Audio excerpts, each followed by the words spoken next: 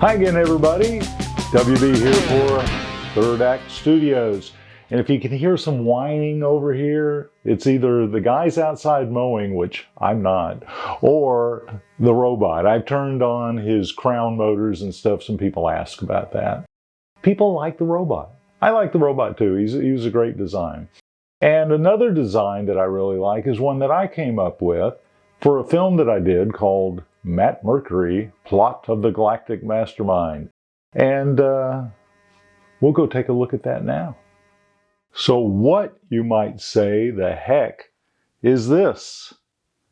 Well, this is my spaceship. Actually, not my spaceship, it's Matt Mercury's spaceship. But this is the spaceship that I built for a film I made quite a few years ago now. And I continue to make Matt Mercury products. We've got books coming out, we've got a comic book coming out, we've got animations online, and this is something I got to do when I became a retired 60-year-old. Now, I've been doing creative stuff all my life, and at the time that I made this film, I'd actually been working for Lucasfilm for about 7 years doing Star Wars stuff. I did comic books and coffee table books and designed characters and worked on all sorts of different projects for them. And at some point, they came along and asked me to apply for the art director position for the prequel films. That, of course, was a great honor to anybody, but I didn't really jump on it because I'd been doing Star Wars for 7 or 8 years, 6 or 7 years, and I wanted to do my own thing. You know, I like telling my own story.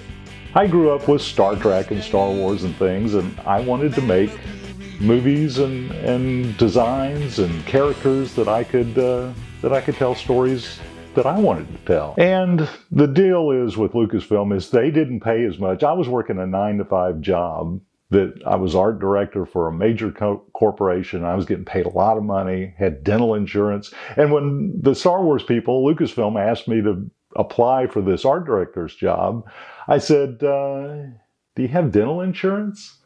What's your 401k plan? And they never had anybody ask them questions like that before. And they said, why are you asking me those questions? The person I was talking to said that.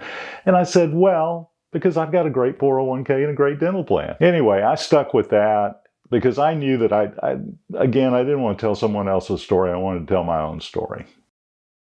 Back to the conspicuously blinking object at hand.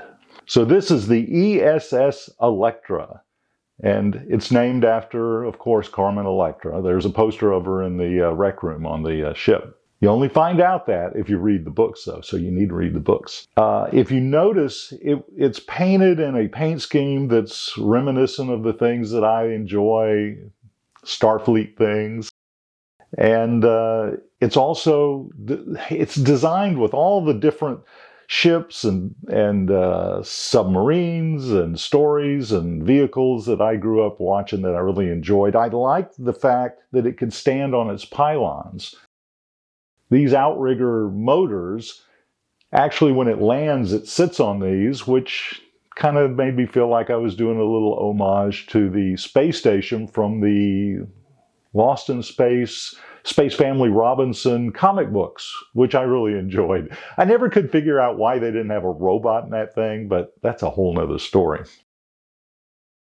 It also has a general shape of the submarine Stingray, which as a little kid, I just loved the submarine Stingray. It even has the little torpedo tubes, which are laser cannons here. It has a domed bridge, which I always thought was great. The idea of having the bridge be a complete glass dome. I'd never seen that in any films. Now, since I produced this thing, we've seen it in several different films. In fact, I think some Star Trek things have a bridge that's clear now. Guardians of the Galaxy was the first one I noticed after we did this that kind of picked up on that. And if you notice, when this thing goes into hyperwarp on our movie, if you ever watch our movie, which you can on mattmercury.com for free, and Tubi and Hulu and all those other streaming services. You can find it everywhere, but you have to type in Matt Mercury. It's called Matt Mercury, Plot of the Galactic Mastermind. But anyway, when this thing goes into warp, if you notice, the stars turn into a big river of light. Now, I'd never seen that in any movie. And if you go back and look at all the different movies that have been made, you never saw that. You saw light streaming at the camera in the Star Wars movies, but that's the only real movement of light while you're in the warp stream.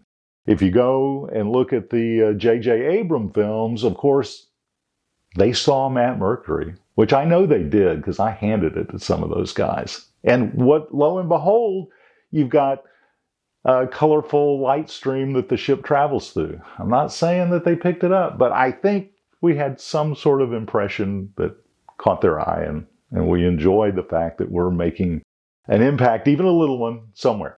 So anyway, this thing was made out of fiberglass. I made a mold of it. I actually made an original, hand sculpted it out of foam. Then I covered it with fiberglass, cut it in half, dug the foam out, shoved electronics in it, glued it back together, and it's actually glued together. So if these electronics die or fade or something, in fact, the running lights aren't working right now. It's got strobes on it and stuff. There's a loose wire in here. I could probably get them to work, but I figured, watch the movie. You get to see the strobe lights in the movie. Anyway, it's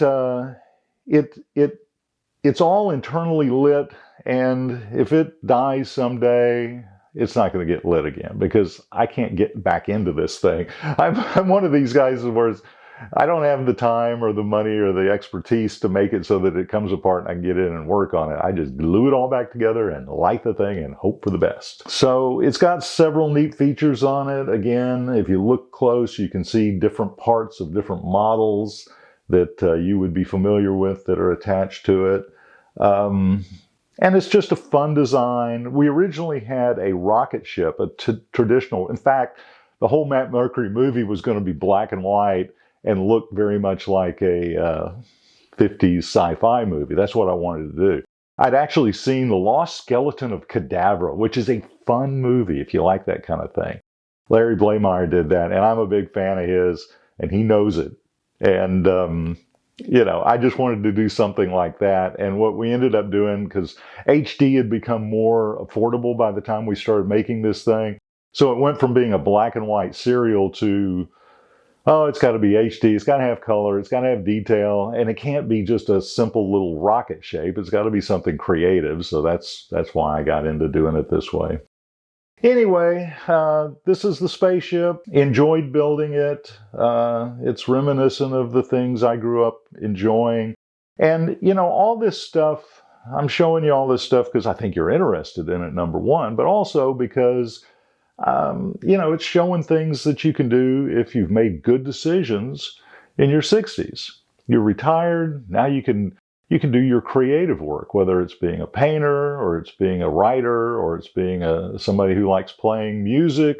I know a lot of guys in my age group go out and start bands and really get back into things they liked when they were young. And for me, I was a big film fan, big sci-fi fan, so that was what I've done. Again, you can see the animations, which are ongoing. I'm still making those, and I'm making them by hand. I'm not using AI. I've seen people do our characters in AI, and it looks really great, but I just like doing everything by hand. We also have a comic book that's coming out. I'm going to scoot around the ship and knock it. Oh, the disaster. The poor ship is under attack. Oh, anyway. So I'm going to pick up a drawing. I have no room in here. This is a little drawing of the Electra for the comic book. And you'll see the comic book coming out soon. If you keep up with mattmercury.com, stuff takes a long time to get up there because it takes us a long time to make these. I'm making them pretty much by hand, comic books, all that. I've got other folks helping me with writing the books, which I appreciate. They got into the idea of the story and the characters, and they're going off in one direction. Comic books are going off in another direction. Animations are going everywhere. It's like a potpourri of action. So anyway, thanks for taking the time to join me again on Third Act Studios, and be sure and like and subscribe. Apparently that's a thing. If you like and subscribe, I don't know, maybe I get money. Maybe I get a dental insurance plan.